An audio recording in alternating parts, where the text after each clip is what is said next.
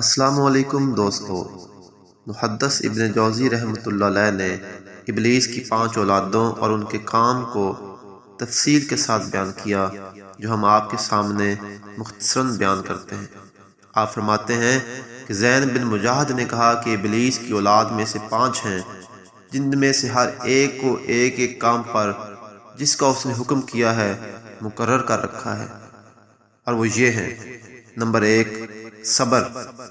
صبر کے اختیار میں تو مصیبتوں کا کاروبار ہے، جن میں لوگ ہائے واویلا کرتے ہیں اور گریبان پھاڑتے ہیں اور منہ پر تمانچے مارتے ہیں اور ایام جاہلیت کے سے نوحے بیان کرتے ہیں۔ نمبر 2، عور۔ عور زنا کا حاکم ہے، لوگوں کو زنا کا مرتکب کرتا ہے اور اسے اچھا کر کے دکھاتا ہے۔ نمبر 3، مسبوط یا مسوط۔ یہ کذب و دروغ پر مامور ہے، جسے لوگ کان لگا کر سنیں۔ یہ ایک انسان سے ملتا ہے اور جھوٹی خبر اس کو دیتا ہے۔ وہ شخص لوگوں کے پاس آتا ہے اور کہتا ہے، میں نے ایک انسان کو دیکھا جس کی صورت پہچانتا ہوں مگر نام نہیں جانتا، مجھ سے ایسا ایسا کہتا تھا۔